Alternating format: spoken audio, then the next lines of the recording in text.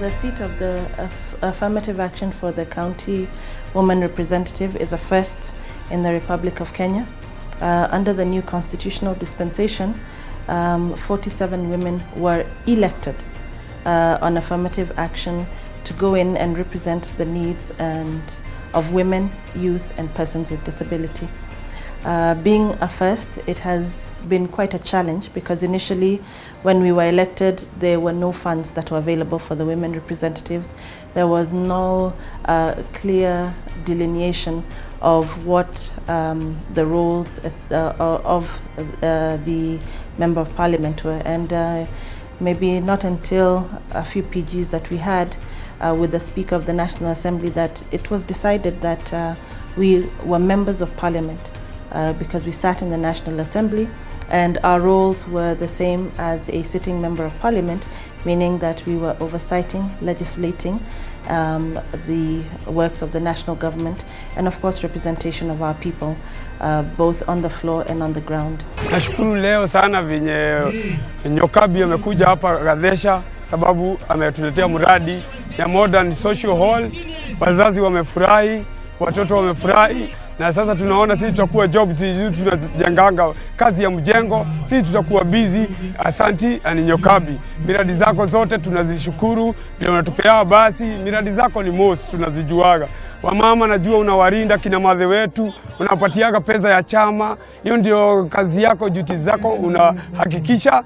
Sisi tunashukuru. Asanti Kiambu, tunataka mheshimiwa kama Ani Gadesha. Kudigegeria agotindeka andu ni ndimakaga na ndiuragia kiuria ungikorwo we he wira murutaga na ni murenda access kana ne thirikari ni kana niko haguthie kuhura voti uguo niguo njoi muno na kuga andu akwa mataithio ona kuria ndathie kwa ministry matumenyete uguo ni undu wa gutinda kuo kiugaga sasa unajua watu wa Kiambu milioni 2 sasa hii pesa itatosha.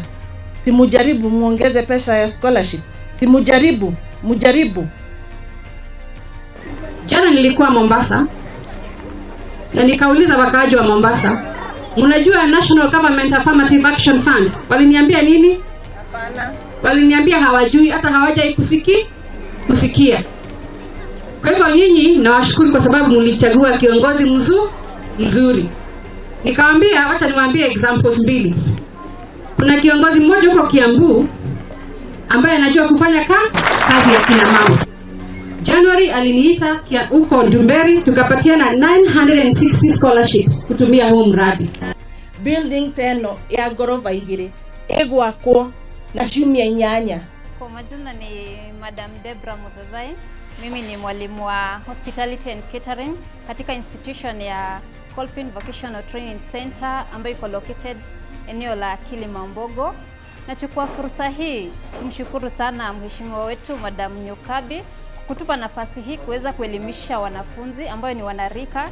Alienda akawachukua na kuwaleta mahali hapa at least tuweze kuwapatia skills ambazo zitaweza kuwasaidia katika maisha yao kujimudu kimaisha. Kwa maretwa jetagwo Priscilla Wanjirwa Macharia na gwitũ nĩ theka nĩngwenda gũcokeria mheshimiwa Nyokabi ngatho na nĩ ũndũ wa gũtũrehe gũkũ gĩthomo gĩkĩ gĩa coupling nĩtũhotete kuruga. We can assure you wametoka na skills ambazo zitaweza kuwasaidia watakapotoka huko nje, wanaweza jiajiri ama hata wanaweza ajiriwa katika mahoteli zingine na waweze kufanya kazi vyema. Kwa majina naitwa David Kefoi. Mimi ndiye chairman wa kikundi ambacho kinatengeneza hizi bidhaa. Kikundi hiki kinaitwa Dererika Youth Group. Kilianza mwaka wa 2008. Tunatengeneza bidhaa za babu validation na pia tunakuza mianzi. Tunauza mianzi kwa wakulima na pia tunapanda mianzi kwa mito. Tukiwa maonyesho ya people with a disability ndio tulialikwa na DSDO, akatuelezea tu apply tupate ufadhili wa kuboresha training yetu, na ndivyo tukaandika proposal tukatuma huko kwa affirmative action ambao inaongozwa na Mheshimiwa Bi Nyokabi Gadesha. tulipewa pesa 1,100, tukatafuta mwalimu akatuongezea maarifa, tukatengeneza sasa bidhaa za kufikia kiwango cha kimataifa. Our challenges initially were that we were told that we did not have a constituency, simply because our area of coverage was really as large as that of a governor and the senator, and with no funds to be able to do our work, to represent even the issues and the challenges of women, which are a myriad of them, because ranging from dispossession of inheritance, lack of opportunities for economic empowerment, ranging from issues of abuse that women face. All of these issues that are faced by women require a deliberate effort in terms of whether it's legal representation, access to financial opportunities. They must be done with access to funds. Okay, my name is Chanda. I'm an instructor in welding section. So yeah, I have 2 gentlemen. So what like I said, we appreciate with the Mother Nyokabi to bring us these guys. We probably would not have gotten that impetus that would have allowed us to have the funds to do our work. But we have received those funds, and we're thankful to the head of state for their intervention to ensure that women leadership is heard. Because previously, if it had remained undefined and unfunded, it would have actually been an exercise in affirmative frustration for women leadership, because it's like a setup for failure. With the current funds that we have received, which the formula that was decided was to give the women representatives 0.02% of the Kenyan budget, which came to about 7 million shillings per constituency. The first disbursement that was done came to 4.5 million shillings, and of that we were able to set aside within Kiambu to look at the areas and the issues that affected specifically those groups that we were to represent, that is women, youth and persons with disability. Mheshimiwa Honorable Nyokabi alitusaidia na pesa za GAF, yani National Government Action Affirmative. Yeye ndio hakika katika usaidizi wote katika viongozi wetu, yeye ndio wa kwanza kutusaidia. Kwa hivyo tumefurahia, hata wakati mwingine bado tunataka aendelee.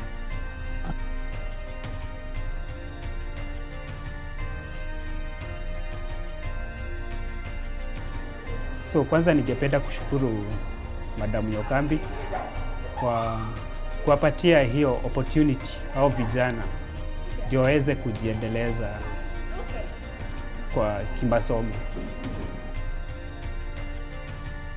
My name is Emily Nadiranjeri, here I'm beauty instructor at Kolpin Kiambu. I would like to thank Honorable Nyokabi for this program.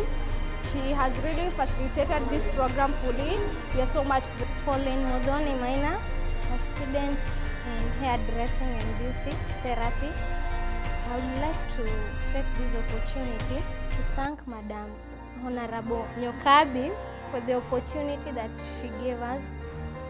We say thank you for the skill, for she has enabled us to get skills that we didn't have, and they will help us in future.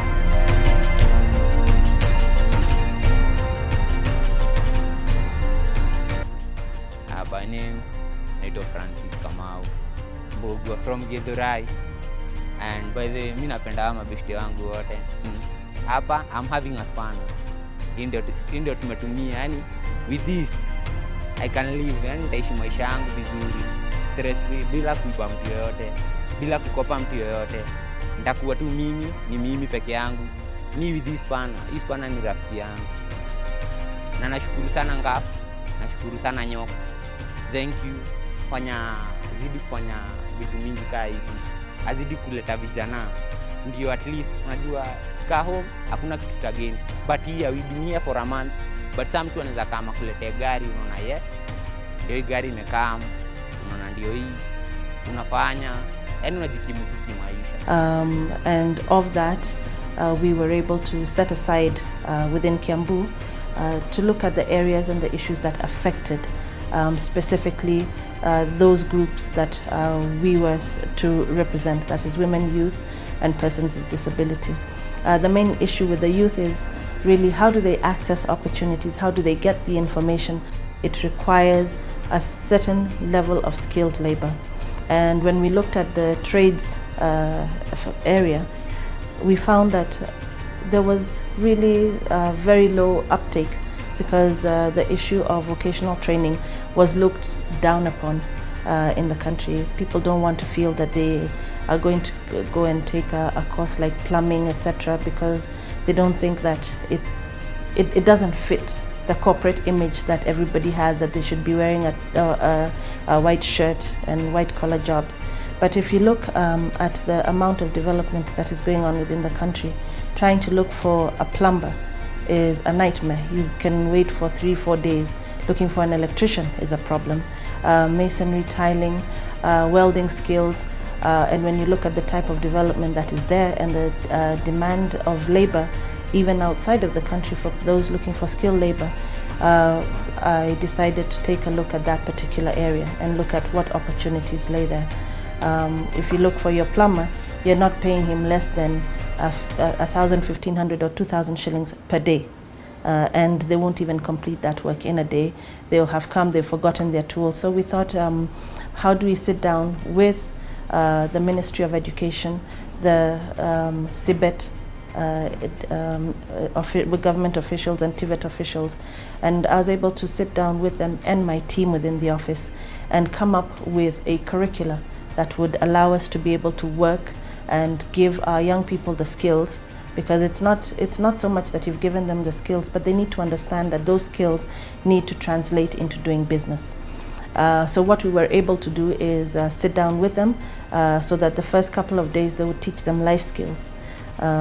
Then there would be accounting skills that would be incorporated into that training program to ensure that they understand that if you take part of the tailoring course, I need to make maybe 25 dresses minimum a month so that I can pay for my rent, electricity, pay for my licenses, and run it as a business.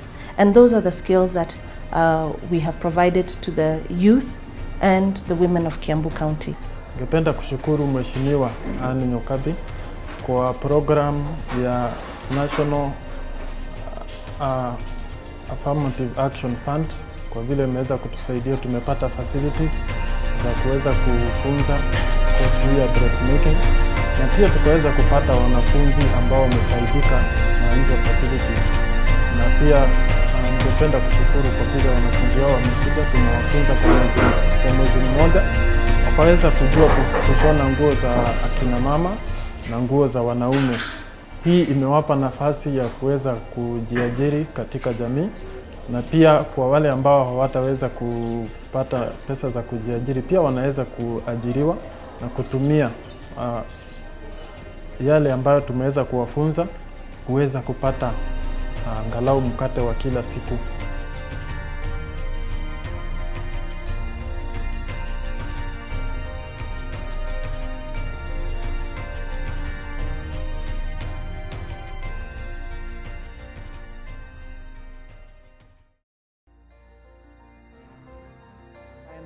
We've had so many success stories, people who were recovering alcoholics, people who didn't have any hope for where they were going.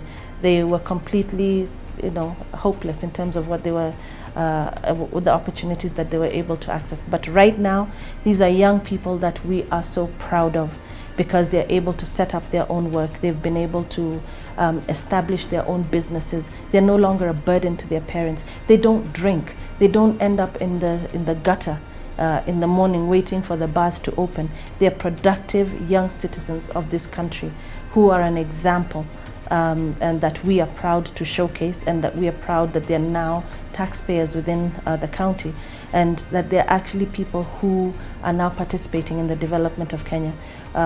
So whenever opportunities do come up, wherever it is, we're able to push them, those who have not been able to set up their businesses, because what we do is we do follow up with them afterwards to ensure that they are employed. part of the issue of economic empowerment, we looked at launching how do we empower women within the county. We started Kiambu County Women's Circle. I am a member, just like all of the other 10,000 members that we are at right now. That program was a challenge because setting up from scratch throughout the 12 constituencies and getting them to elect their own people, getting them to get the education on the importance of setting up structures and systems so that they can be efficient and run well. And we've been able to do that. We started with, I gave a seed capital of 100,000. And I thank God because we have very hardworking women within the county of Kiambu. All they need is to be shown a direction.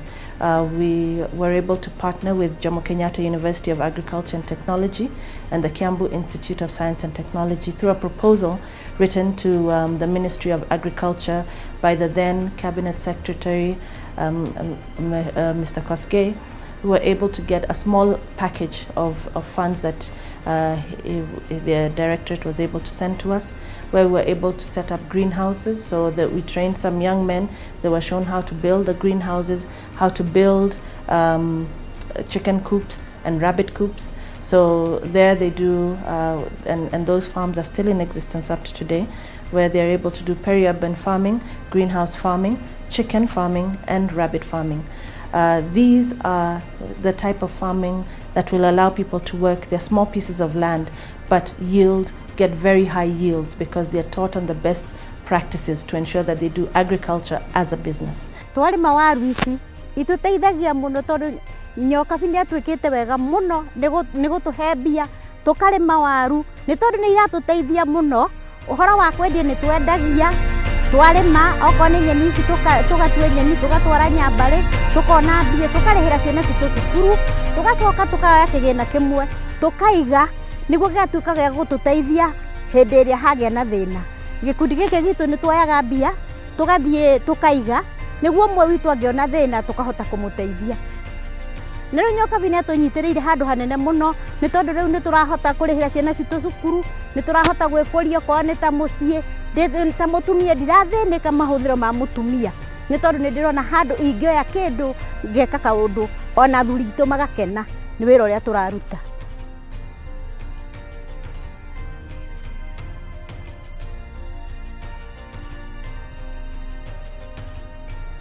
We have been very fortunate to also be able to partner with some of the foreign missions through the FAO program, Food and Agriculture Organization program. We had a meeting with them, and we're looking forward to their partnering with us to be able to expand agricultural opportunities for the women of Kiambu County. A lot of this work it takes a long time to set up and establish systems and procedures, but it's only an intelligent person who can actually be able to sit down, plan, be able to set up those systems so that they outlive them. And really, when I look at the projects that I don't do them for self-gratification or boasting, but it's something that we want to set up a significant and a big industry within the county that will continue, because the key is how do we economically empower women to get them to the next level. Within that part of the economic empowerment, we find that I was able to come across a lot of issues. Many of the women who would come to the office are dispossessed. Their land they're not able to access. Once their husband passes on, they don't know what kind of assets they had. They are not aware how to be able to go after them, or they're being chased away by their older children or the brothers of the husband, and therefore they need access to legal justice and legal clinics. They need opportunity and information where they should go for assistance. When we looked at all of that, we thought, well, if we had a center, a community center, or a women's place where they could be able to establish themselves, that would be very helpful, because it would allow an opportunity or an environment for them to be able to go to a place where they can get that information. With the affirmative action funds, which we are very grateful for, because those have allowed us to do so many things. We've been able to do the groundbreaking of the community center, which was done in Wangunyo Primary School. Now, the reason that we chose to put it there is because we looked throughout the whole county and looked at the issues of where is there the highest level of poverty, where is there a significant number of people and social ills and injustices where it would benefit the community and make the biggest impact. We chose Kiambu constituency simply because when we looked at the data that we would get when we sit in part of those meetings in terms of crime statistics and the security of the county, we're able to identify that that would be a good area. Because the seat of the women representative is a national government seat, we needed to now partner with the national government, which is why it went to a public primary school. That gave us the land to be able to use, because these are public funds, can only be used for public activities.